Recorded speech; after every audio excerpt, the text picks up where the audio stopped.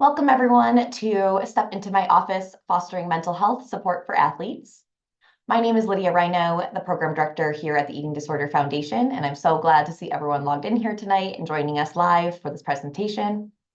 Today's workshop is brought to you in collaboration with the Eating Disorder Foundation and Athlete Edge at ED Care.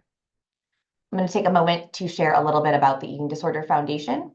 We are a nonprofit that was founded in 2003 with a mission to be an effective resource in the prevention and elimination of eating disorders through free and accessible education, support, and advocacy.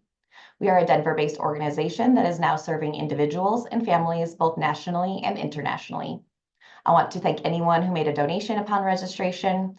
We're able to provide free services because of the generosity of our community. I'll add the donation link in the chat if anyone would like to contribute. If anyone has any questions for our presenter, I invite you to use the chat feature to communicate with me directly through the workshop. The chat is set up to be confidential, so it'll only come to me as we present, so feel free throughout the presentation as questions arise. Please go ahead and send those to me, and we will ask those to Taylor at the end of the presentation. We will not be sharing the PowerPoint this evening. However, we are recording, and we'll send the recording as soon as possible. And now I will turn it over to Taylor to begin our presentation for the evening.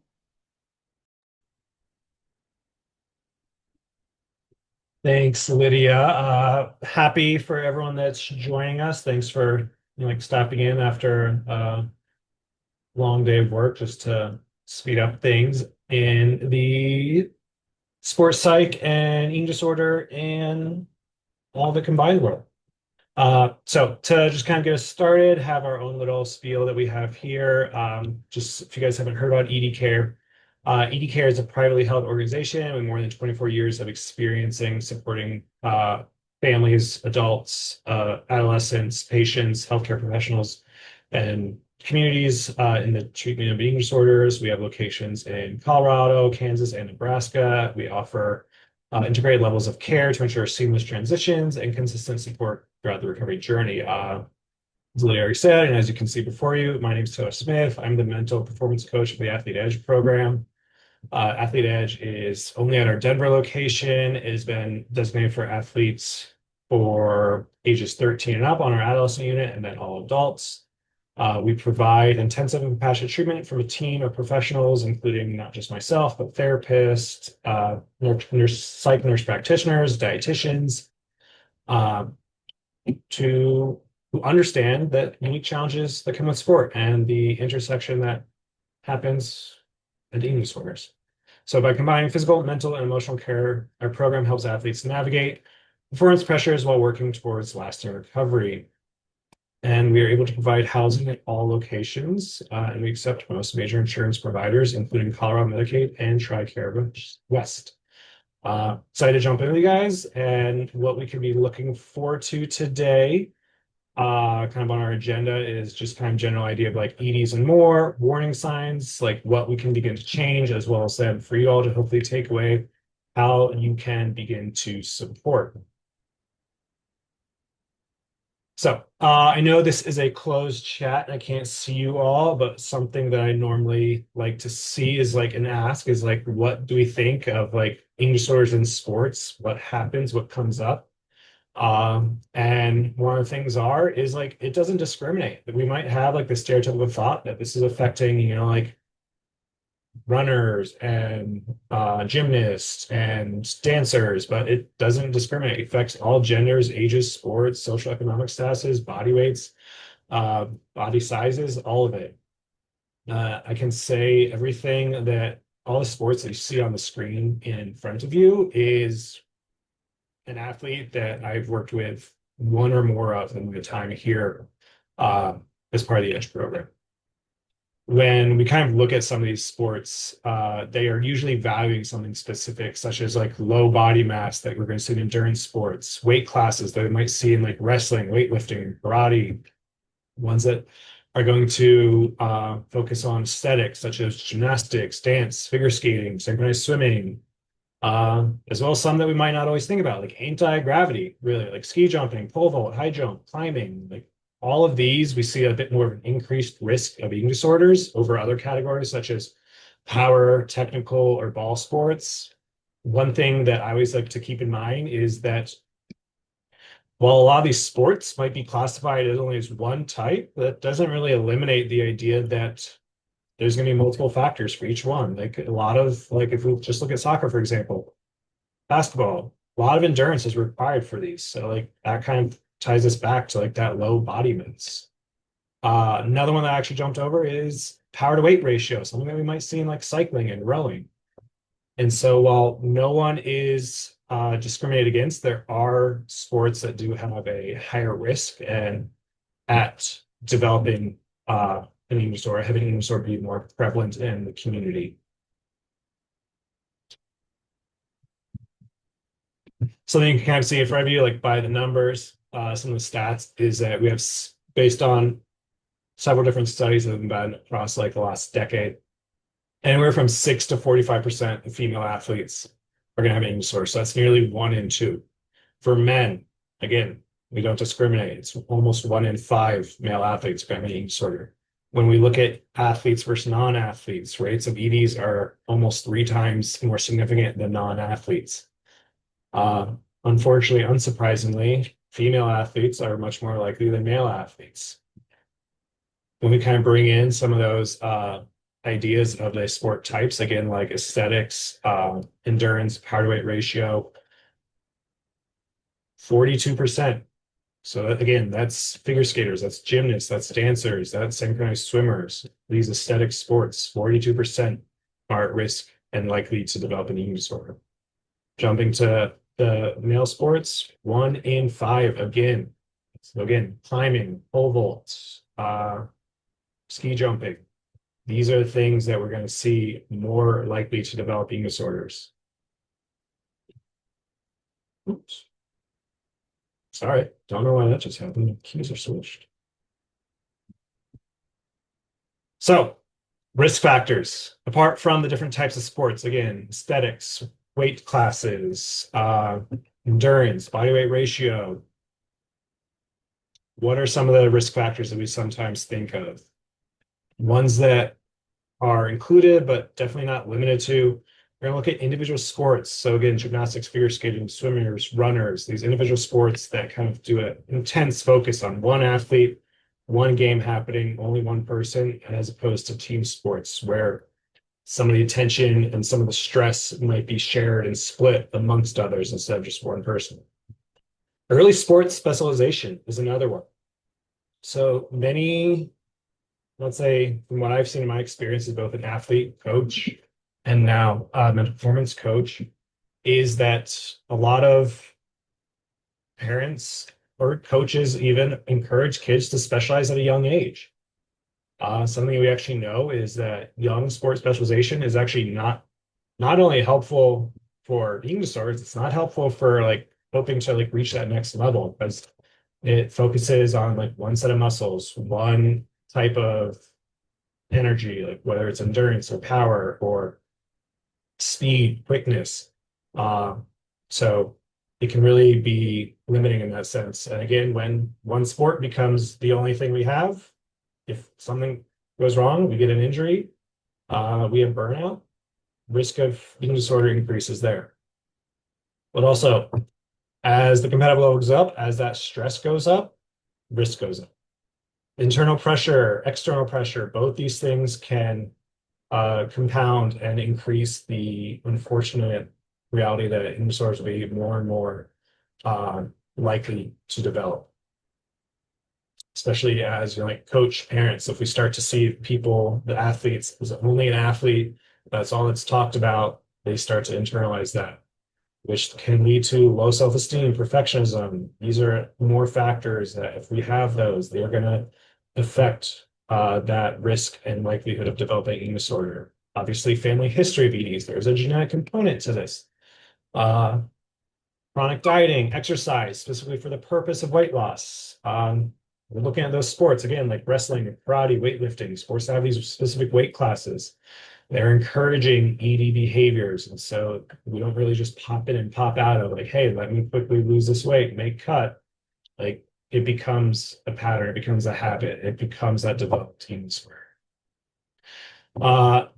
Last but of not least at all, something that I know I feel kind of strongly about is when we have coaches who are again primarily focusing on like that reward, that outcome, that idea of success, that idea of a strong, uh, well-achieved performance, rather than the athlete as a whole person, like that is driving people to again, hey, I'm an athlete. I'm only an athlete. Oh no, my athlete's identity is not going well. We're going to develop an eating disorder. Or we just put all that pressure on ourselves that it becomes all we know. So, as some of you are, I'm assuming, aware of, these are kind of our main five type of eating disorders, at least kind of like the big five that we see here at ED Care. For those not familiar, anorexia is behaviors and signs are going to include restriction of intake of food, usually obsessiveness around weight and body image and size. And so this is where we're unfortunately the stereotypical of like the skinny white girl who does ballet. This is what we comes to mind. This is, I think, the one that most people are actually maybe going to be a little bit more familiar with. However, it's actually not the most popular one. By popular, I mean not the most diagnosed one, not the one that we see the most often. We also have bulimia. So another common one, this has behaviors that we're going to see binge purge. Purge can look like a lot of things.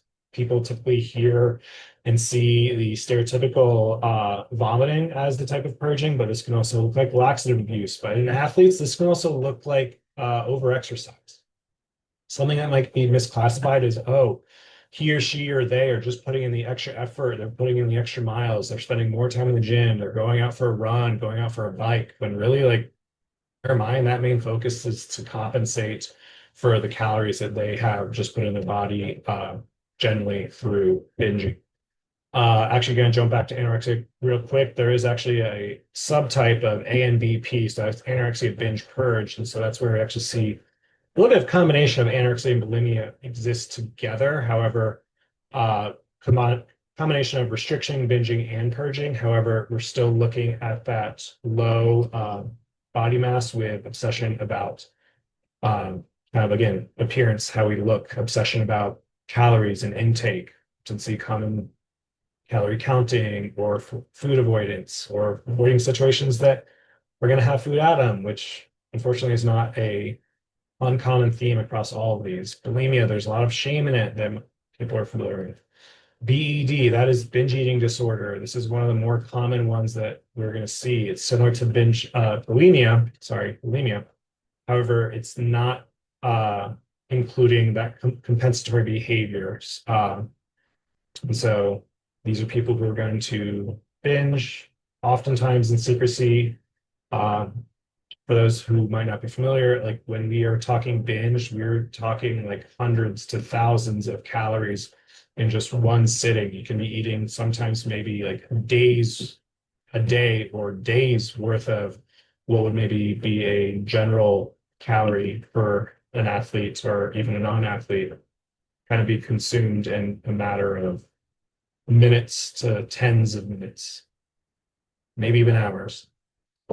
So BED, there's no compensation there. RFID, this is avoidant restrictive, food intake disorder. So this is kind of like one that is like sometimes people refer to as the picky eating disorder, where there's so little foods that someone might tolerate and combined with a lot of dislikes that begins to obviously impact our ability to nourish ourselves.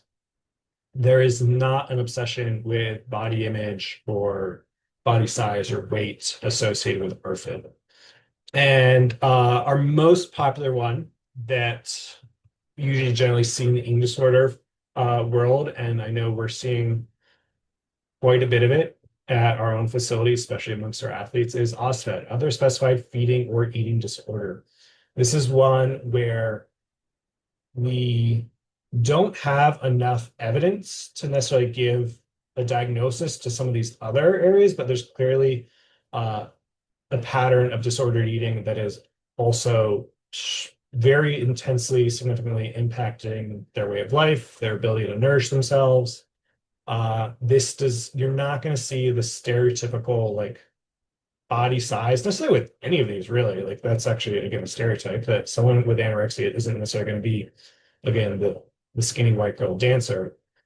So OSFED is like, it's also one of the most dangerous ones because it can kind of fly a little bit under the radar and be a little bit misunderstood. It's one of the ones that actually has a higher mortality rate than some of these other ones. Again, while we just have these five before us, they're not the only ones. There's a couple other sub diagnosis that sometimes people struggle with, and ones that, again, no one is necessarily immune to. One thing I do want to highlight before moving on to our next slide is that there's a common factor amongst all of these, and that is control. When it comes to a lot of maladaptive behaviors, whether it be eating disorders, overexercise, substance abuse, control is usually kind of like the name of the game. That we might see the athletes, the individuals, the eating disorders have a low sense of control in their life, especially with athletes. Like we have sport, we're student athletes, we have school, we might have work, we have family relations, all these things that we feel like we have to attend to that become obligations that we might start to feel out of control. And so we find something that gives us that sense of control, and that is the eating disorder. All right, warning signs. So these are our red flags. Like, what can we look out for as those of us who are supporting athletes, whether we are in this chat, whether we are coaches, whether we are support staff such as athletic trainers, strength and conditioning coaches, dietitians, therapists, parents, teammates, friends. The types of warning signs we can look out for really covers a lot, but like some of the big ones are going to be fall under like emotional, behavioral, and physical changes, such as like significant or sudden weight changes. We might see frequent injuries or difficulty recovering from an injury, fatigue, lethargy, inability to kind of like stay fueled or stay like energized throughout a competition, throughout a training session. Also might see dizziness, lightheadedness, inability to kind of like really like get up, change positions, especially in sport. Kind of like we said from some of the others, we might isolate, we might avoid team meals, avoid team get-togethers altogether. Increased irritability, we might be skipping meals entirely. Like we might say, it's like, hey, like I'm just not a breakfast person, like I'll make up for it. You also start to like see those excuses of why we're always like seeing it, why we might never see someone eat with it. It's like, hey, like, like I'm busy, or I had an exam, I got a project, I got a group thing I have to go to at the library. Like we start to see all different things, as well as like like increased depression, anxiety. Usually when it comes to eating disorders, there can be quite a bit of comorbidity. So that's like additional diagnoses. So depression, anxiety. Again, I already named perfectionism. I think a lot of times, like perfectionism, I like to say and see as this like double-edged sword, is that it can actually teach us and help us learn a lot of skills such as like discipline, determination, independence, that are gonna be looked at by coaches, trainers, parents as this like these strong strengths, these uh attributes that we might have and give us that edge. And like it can take us a little bit too far where we start to hold ourselves to these high unexpected standards. We start to have burnout and lose sense of enjoyment because we can never do enough. We can also, it becomes self-worth is then now based on our performance. So if we have poor performance, we have poor self-worth. That can bring back in, like the low confidence, the self-doubt, the depression, the anxiety.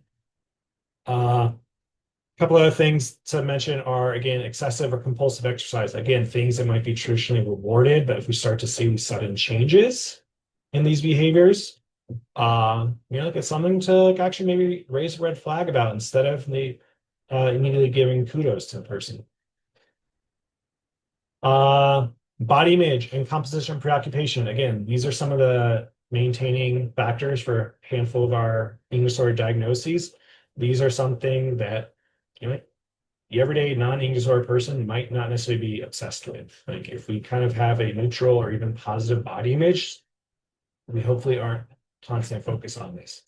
And so, especially if we look at some of these weight-based sports, like it's already given a huge intentional focus to. In some of these other sports that aren't weight-based, or composition-based, but also a big focus on, it's there.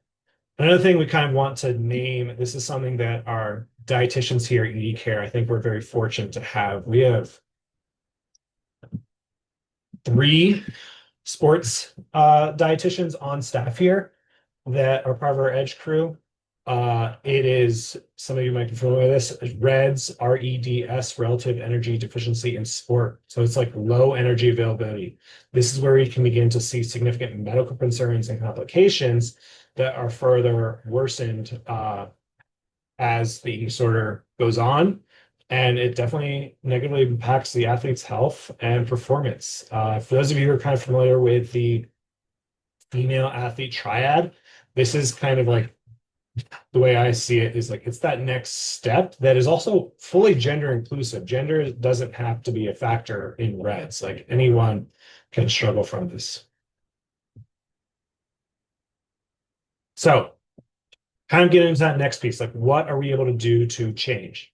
One of the things, like in my experience, again, across from an athlete to an athletic coach myself, and then a mental performance coach now, is like we're coming at it with like strict expectations. It's a bit of like that firm hand approach, kind of like we look at ideas like my way or the highway. Pain is weakness leaving the body. Smaller is faster. Water is for winners. Winning isn't everything. It's the only thing.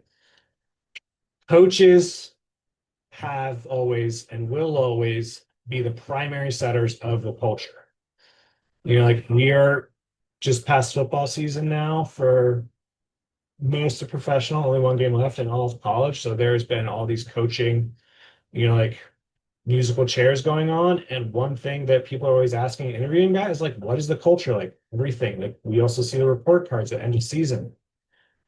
If we kind of are coaching and teaching with this iron grip on life, this iron grip on sport, like it's not gonna have this like long-term success and projection. It can maybe work in that short term, but long term, we're going to see a decline in satisfaction of our athletes. We're going to see a decline in performance. We're going to see a decline in health. So when we coach with fear, athletes aren't going to be forthcoming. They're not going to want or need support. They might be a bit wary when you're like, hey, come step into my office. I want to talk to you. You might be coming in with like a very like authentic, genuine care for the person. Like, hey, I know something is wrong, but like they again, like they might shut up. They might kind of close their mouth as soon as they get into that office. So we want to kind of like be able to focus on like the new, the open, what can be done, what can be more growth focused, kind of like the idea of like growth versus fixed mindset that many of us might be aware of. Carol Dweck, and like that fixed mindset that I think can often be included in these like coaching from a fear, coaching with intensity and strictness ideas, like that athletes are going to start to like shy away. They're going to avoid challenges. They're going to be closed off to feedback. They're going to be rigid. They're going to be threatened by the idea that they can do something different. Fear of failure can start to be this like really big idea.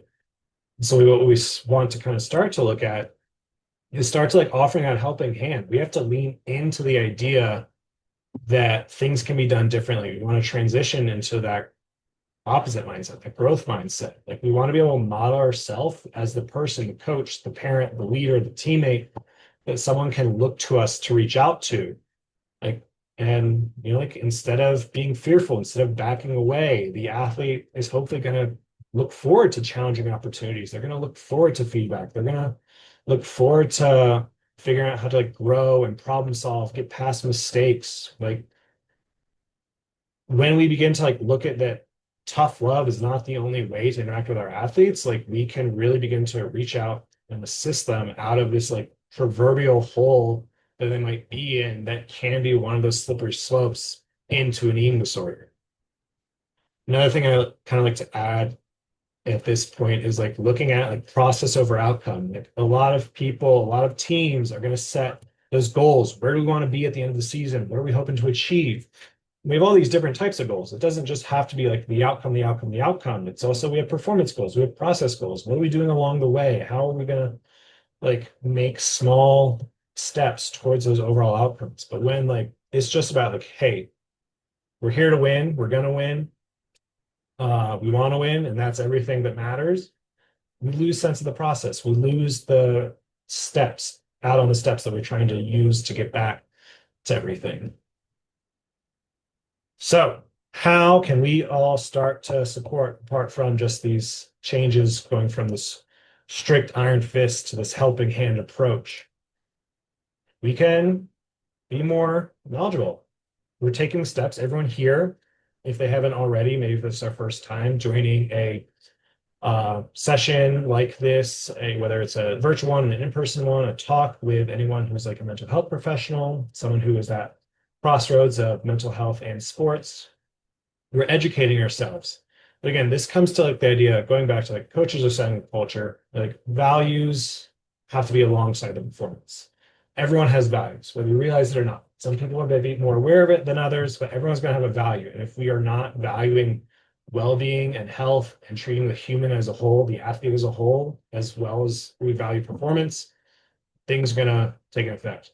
We want to model respectful language about bodies, effort, and health. Like we don't want to, I think something that I unfortunately hear and see a lot in my role in my close to a decade now in eating disorders is coaches and trainers, assistant coaches, strength and conditioning coaches, kind of speaking outside their area of knowledge. I feel like I see this the most with like the area of nutrition. It's like coaches like, hey, yeah, do this, do this, do this. Like if we have a background in it, great. Like double whammy. Like you can help out your athletes like fuel properly and also train properly. If that's not our area of expertise, then like let's not work on modeling what we think health might be. Like health is, this is a whole nother presentation we could look at, like health at every size, how, you know, like no body is going to be like the perfect athlete, things to consider. But also like check in consistently, not only when our performance changes, like learn to know who your athletes are, learn to know the people that we're training, mentoring, the ones that we've recruited to perform for us, like regular check-ins, like how's class going? What are hobbies like? How's family? How's life? Hey, is there anything stressing you out? Like again, whole body, whole person approach. Normalize asking for help and using support services. That kind of also ties right in with like the know your referral paths and involve the appropriate professionals early. You know, like coaches, trainers, strength and conditioning coaches, everyone who is like they're on the field, they're in like the training room, like before and after practice, before and after the games. Like you all are the first line. You are the ones who are going to be most familiar with how they present normally and when things start to change. And when we start to recognize that change, like we want to be able to know who we're handing them off to. So like if we're on these campuses, if we're in these environments where we do have this collective approach of professionals and talking therapists, dietitians, and medical professionals, know these people. Like hopefully we're having these team meetings. I know here, not that we have any of our own coaches on staff outside of Brandon, our strength and conditioning coach, like when we have athletes, we're trying to set up and talk to like the therapists, the dietitians, the coaches in the individual's outpatient world and really connect with them so that everyone's on the same page. So that goes for you guys on the field. Know who you can ask for help. Like you're humans as well, just like the athletes can't do it all. No one is expected to do it all. You're going to have, you've maybe had mentors in the past for coaching, the people you still might look at to be like, hey, like, you know, I got this idea. It's like, hey, can I run this play, this idea by you? Hey, we had this like difficult competition coming up. Like, what'd you suggest for me to do? Do that with the other multidisciplinary professionals that hopefully you have access to or can build to have access to. So how can we actually start that? Simple things. These are things that we can kind of obviously try on our own, speak it in your office, to your phones, wherever you might be watching this. Like, I want to check in. How are things going off the field? Again, going back to it. They're people. We want to learn who they are. We should respect them for who they are besides the athlete. How are things going? I've noticed you seem under a lot of pressure lately. How are things feeling for you? Again, coaches, we are the first line. You are the first line. Like, recognize those changes, see what's happening, see the thing, and check in about it, not just kind of meeting it with more just like abruptness and everything, and kind of maybe going into like your stereotypical coach of like, hey, you're under a lot of pressure, big game coming up. Or like, you know, just do better. Like, not the best way of working around these. You do not have to carry everything alone. What kind of support would be helpful now? Let these kids know, these athletes know, these regardless of age, like they are not alone. They have teammates, they have you, they have the trainers. Oftentimes they feel alone. Again, if we go back to some of those red flags, those warning signs, isolation, avoidance, these are really big things that we see here in our facility daily. I think I was just having a conversation with my athletes both yesterday and today, and they're like, yeah, I'm doing this, I'm doing this, I'm doing this, I'm doing this. I'm not doing all these things. It's like, that seems like flat out avoidance. And like, sometimes they need to have it pointed out to them. Sometimes it's not that obvious. They might kind of just slightly start to change their ways until they are given that attention. It's like, hey, something's off. So be on the routes. And finally, if something is feeling off mentally, physically, emotionally, I'm here to listen. Right? Again, continuously checking in, treating them as that whole person. All right. So families, caregivers. So we're talking parents, we're talking step parents, grandparents, anyone who's been there, family members, cousins. What are we able to focus on? Like, what is our role? Again, I like to kind of have this come in like process over outcome. Like, oftentimes, like, unfortunately, we might sometimes see in these like families that take movement and sport really, really seriously. Young athletes might be looked at as athletes and only athletes everywhere they go. That doesn't have to be the case at home. So we want to focus on effort, growth, and enjoyment rather than appearance, rather than like the performance outcomes that we might have. Again, like let kids be kids. So like identify and help them build that identity beyond sport. Uh, Listen more. Oh, skipping one, sorry. Keep communication open and judgment free. Again, this comes to like the idea of like commenting on body, commenting on performance. Like you can acknowledge, you can mention those changes. It can be a pretty delicate subject sometimes to like broach with your young kid who, especially if we're working with teenagers or young adults, might not necessarily be open to it. Uh, Listen more than you problem solve. I think many people I know I have to kind of keep this whereabouts for myself, especially when I first kind of got into the coaching and like mental health field, is like don't always have to problem solve. Like I know we want the best for our kids and everything, but like we gotta listen to them. Like we gotta hear them out and everything. They're gonna hopefully know themselves pretty well. So like, let's see what they have. Uh, Reinforce rest, nourishment, mental health, and a part of being an athlete. This is like, promote self-care. When I think self-care, I'm thinking uh like not just rest, but relaxation, revitalization, reconnection, recharging. When I say reconnecting, reconnect with others, reconnect with self, like really promote that this is the sensible thing to do. It's not like let's go get in those extra reps, let's go to the gym. Like it's great to be that supportive parent, but like you got to learn where the line is and know that like we respond and we heal best when we're sleeping. If we're not resting enough, we're not healing, we're not re-energizing. Partner with our coaches and providers when concerns arise. Again, just like coaches are on that front line, parents are obviously the front line, caregivers are the front line, families the front line as well, especially at home. So like the more everyone is well connected, the better everyone can kind of have, like their whereabouts for the athlete's own care going forward.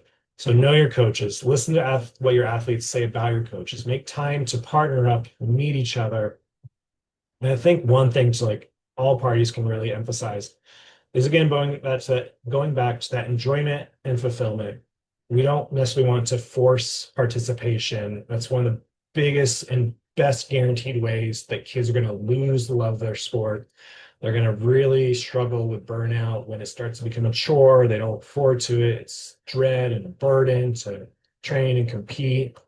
Like, let them venture out. Maybe there's other sports they want to try. Maybe they have run their course with their sports. They want to maybe get into the arts, get into the sciences, go somewhere else. So Really not forcing them to be like, hey, you're an athlete, be an athlete. But again, other ways like, hey, I want to check in. How are you feeling overall these days? Like again, like learn your kid. I think it's one of the biggest things we see with like high school athletes, especially college athletes, when they're maybe out of the house for the first time, is like it can be more and more difficult to check in with them when they're busy, school, work, sports, everything, living in a different state. Like call, text, how are you feeling these days? How's it going? And start building those and maintaining those connections earlier. So they're also maybe more enticed to reach out and be like, hey, mom, dad, grandma, whoever it might be. It's like, hey, can I talk? Can I just like, can you hear me out about something? I'm struggling with something. Uh, give them that time. Again, kind of going back to the idea of like not having to be that constant problem solver. Like, what feels supportive right now? What can I do for you? Uh, one of my favorite things and everything, again, going back to like they're more than an athlete. What do you want to do together on your day off? You want to emphasize rest? Like, how do we want to spend time together? Like, not all our time and the things that we might do together with our kids, with our grandkids, with nieces, nephews, cousins, whoever it might be, it doesn't have to revolve around their sport, even sport in general. Encourage them to like develop that fully blossomed like sense of self, that sense of identity of who they can and hopefully will grow to be outside of sport. Because eventually sport gone, now what? Uh easily. If you don't have the right words, I'm here to listen, right? Like be that shoulder to lean on, be that person that they can vent to, whatever it might be. Uh, and again, assure them we can figure out together that they are not alone. They have you, they can build and create a team to be there for them, not just on the field, but in the house and with caregivers, or sorry, professional providers like therapists and dietitians. Athletes, for those athletes who might be in this with us, how can we support one another? Again, like you guys do a lot of bonding on the field, on the court, in the pool, in the gym, wherever our given sport might be. So, like, you guys start to know each other best. Like, your closest friends are very likely other athletes, especially the ones on your team. So, start to look out for those changes in mood, energy, connections when people start to like avoiding hangouts, not wanting to get dinner after practice or breakfast after practice. Like, when they start to be, again, more isolated, maybe more irritable, we want to maybe look out for that. Eventually speak up. Avoid comments about food, appearance, weight. Again, things that like really everyone should be avoiding. Like there's no need to avoid it. When it does start to like kind of become more of an apparent issue, that's when we can maybe be looking to others to assist us. Kind of again, like tell a trusting adult if you're concerned about a well-being. Like we have to go out and see these things delicately sometimes. It can't be this abrupt accusing about anything. Encourage rest, recovery, sleep. Again, going back to self-care, like looking forward to like those days off, those days that we're not in the pool or in the gym or anything like that. Like we want to look forward to again, rest, relaxation, recovery, recharge, reconnect. Like our body's healing the best when we sleep. Check in privately and respectful. Don't call people out in the middle of practice. Don't be like, hey, what's wrong with you? Like you're not up to, you don't have normal energy. Like what you're seeing out of it. Like some people can really feel called out. It kind of can drive them away, push away that idea that you actually are trying to be helpful and care about them. So like do it respectfully, do it in private. Uh, and sometimes like if we do need to be direct about it in private, like we might have to do it if we really care about it. We can ask for forgiveness later if needed. Sometimes our teammates might not be necessarily receptive or open to it, but like sometimes they need to really be encouraged to like show a little bit of vulnerability. So questions our athletes can start. It's like, hey, I just want to see how you're doing. You've been on my mind. How's everything outside of sport? Again, asking each other how we're doing, treating each other not just as athletes, but as true friends, those genuine connections that we're all more than an athlete. That like years down the line when we've like gone through our careers, retired, like we can still have these connections that sport doesn't have to be at the center of. You don't seem like yourself lately. You want to take a break or you want to talk?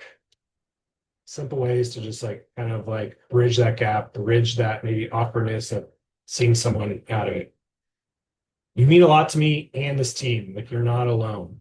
Don't highlight this team.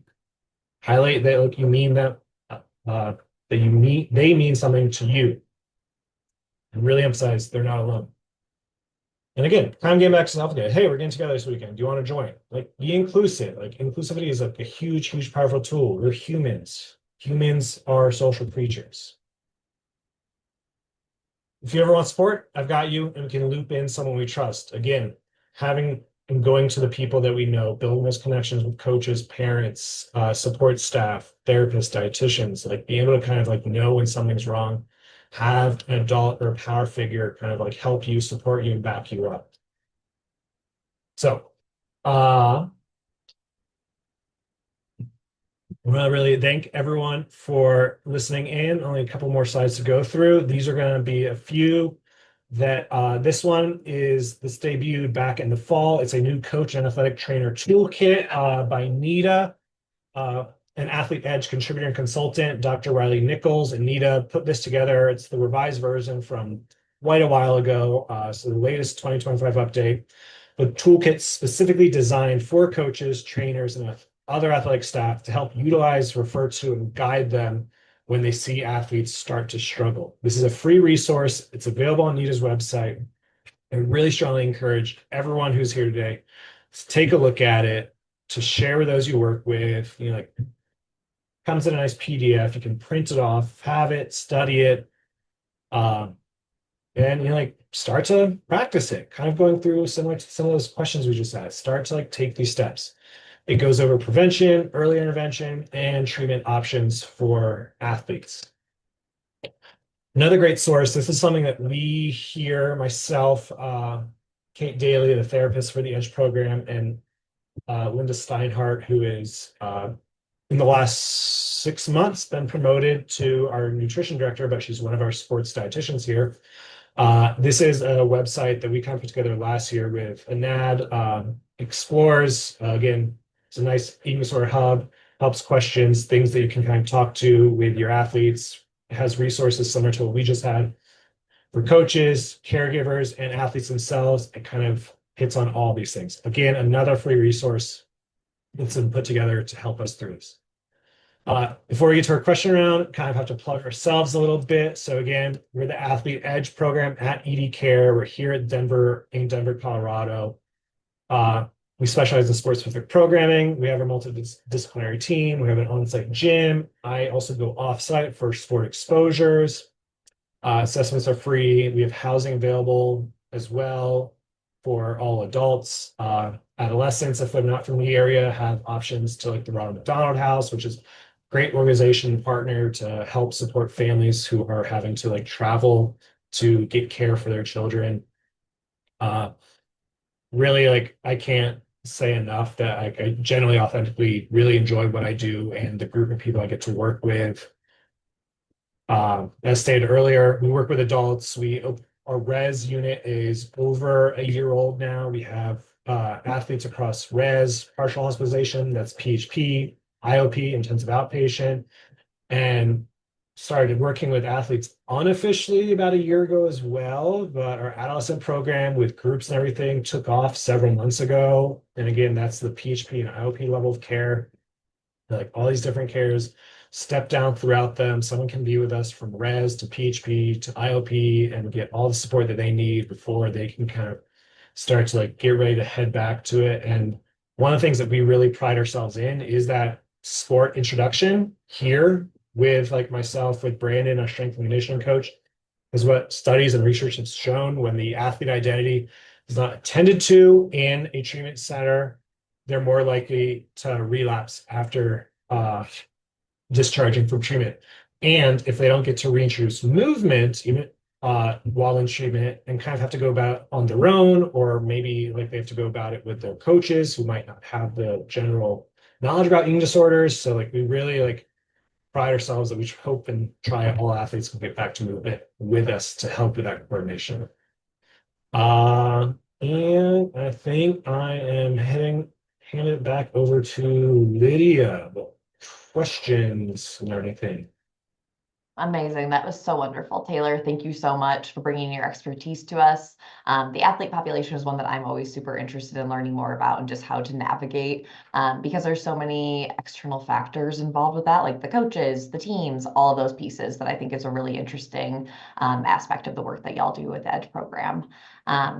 All right, first question that I have for you is how do you approach speaking with longtime coaches who have created an unhealthy culture that is outcome focused, critical of appearance, encouraging of eating disorder behaviors that seem outwardly positive for performance and are very much my way or the highway kind of attitude? Yeah, that is not giving an easier one right than that. Those are some of the most probably like well-meaning and difficult individuals to kind of like really open their eyes up to. Because when they get in that my way or the highway, like it's again kind of get into that fixed, rigid idea, like, hey, this has been working for me as a coach for like you say a long time, so I'm just gonna throw out decades. Uh Coaches really, like you wish like us, like in our field, like therapists, dietitians, I'm not a therapist, but like mental performance coaches, like we have to do continuing education, everything. And I know that it's like really, really encouraged for coaches, but in many parts of this country, not mandatory. Uh, so like it involves doing a lot of education and like it'd be really difficult to like go to that coach face to face and head on and be like, hey, like you're the problem with everything. Also bear right now with a great message. So it's like coming together as like a group, like concerned parents and athletes together, like really being like, hey, like we want to inform you, like this is what's been going on with like little Timmy here and everything like that. He's like he's started to like practice behaviors. He's like starting to have this like pretty strict, rigid like lens about things and start to like try and open the coach's eyes like with that own example and like being able to like hopefully like if there's more and more pushback, like obviously like like kill them with comfort, right? Like just kind of like try and be as like approachable as possible before like next steps are unfortunately needed. But hope any coach is gonna be open to feedback. Um, yeah, that can be a challenging one. Definitely we've had troubling situations for it. I would say like obviously like when it comes to control, we can't focus on the uncontrollables. So it's like what can we do as the family? What can we do as the athlete? What choices do we have? And I know like no one always wants to go through the process, but like transferring, finding new coaches, new teams to be a part of, or just like figuring out how can you like focus on yourself, get the therapist, the dietitian, whoever you might need to do on your own, and like can you tolerate being on that coach's team? Which is like very tricky balance to find. Not a direct answer to that. I don't think there can be a direct answer to a question like that, where it's like there's so many pieces of it, but I think you gave such good perspective around different approaches. Next question. What indicators guide decisions around activity restriction or gradual reintroduction of movement? Sorry, can you repeat the first half of that? Yes. What indicators guide decisions around activity restriction, or gradual reintroduction of movement? Great question. So we have a multidisciplinary team. We have a multidisciplinary approach to reintroducing movement. We actually here use the SEES guideline, SEES, safe exercise at every stage. And specifically, they have a athlete version of it. There's a non-athlete version of that as well. We use the athlete version of it, and it's specifically made for athletes with eating disorders getting back into movement. And so there's a medical component about medical appropriateness and everything. Like, are they having like there's a lot of medical complications that can come up with eating disorders, especially cardiovascular ones. So like, are they checked out and okay there? Like, is introducing movement going to be an issue and exacerbate anything, or is it like the right step to do it? And is it time to start pushing and getting back to it? We obviously have a nutrition one. Like we want to be congruent with our messaging. If you're not eating, you're not moving. I think something that I probably should figure out how to fit into this presentation is like if you're not fueling, any movement is bad movement. I don't like to say bad movement, but mindless exercise, mindless movement, not good. So our dietitians like obviously are focusing on regular fueling and making sure like we're starting to meet trends and meet meal plans and everything, but also like for many people, weight restoration is a big issue. Like if we are going out there and end up burning more calories when we're not fully weight restored, like we're still starting to kind of do damage to our body and be at risk of like injury. And then like myself and our therapist, we kind of double on like the psychological appropriateness thing. Like, we use a couple different assessments that kind of gauge like their appropriateness, give us like an objective sense of appropriateness for return to sport. We also have like subjective measures that we use, like what motivators are present, like why do we want to get back into it? So if all those boxes start to be like checked, then it's a pretty gradual thing. Like we start with walks, we have like movement-based groups that Brandon, our strength and conditioning runs, like, and then we have a gym on site. So we usually start with weightlifting and use that. If anyone is familiar with like RPE, it's rate of perceived exhaustion. It's a really good like subjective tool to help athletes build that mind-body connection. And so like they can listen to themselves, so they can have a better sense of trust and accountability as they begin to progress. Like we go through those walks, the weightlifting, usually reinjections of like some cardio, like running or cycling or anything like that. And then like if we can like support it here, and we usually do our best too. I've been to climbing gyms, I've been to dance studios, I've been to different sorts of gyms, volleyball, gymnastics, basketball, and everything. We start to do those sports specific introductions and there were continuous check-ins, like what's coming up, how are we thinking? Are we obsessing about this too much? Are we moving too quickly? I love that. Sounds very intentional. Like there's a lot of different things that are brought into it that can help like determine when it's a good time. Next question is, I'm curious about how many athlete-specific programs for eating disorder recovery exist in the country, or is EDGE the first? Two exist. I don't know which one was first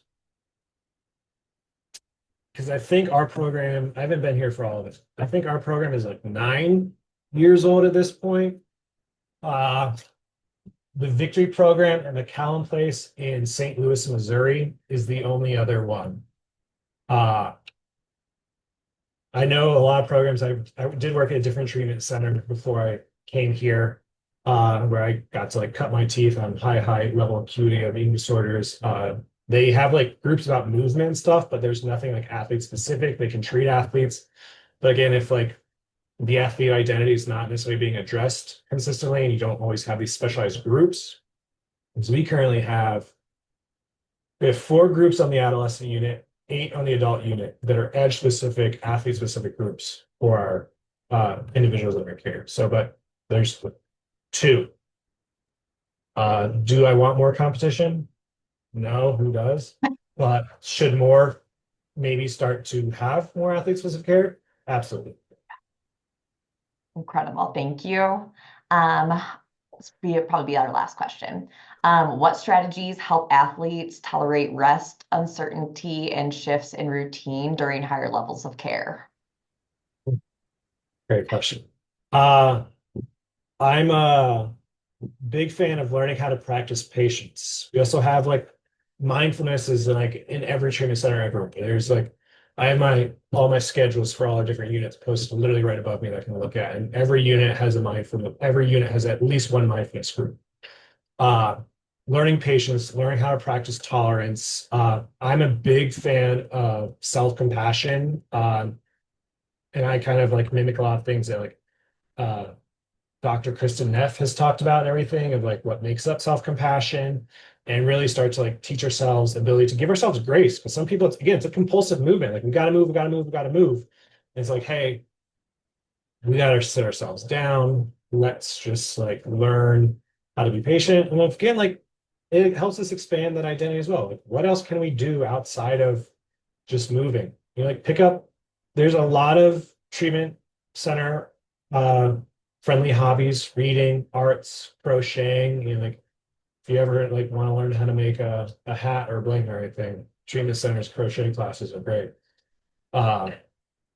So there's a lot of ways. We also have like there's a lot of encouragement from staff. We have for our res unit, staff supported housing and everything. So like when people really struggle with sitting down, like sometimes they might not be like the medical necessity for res, but we're able to use the constant need for movement as a reason to support res, and so like more containment as well.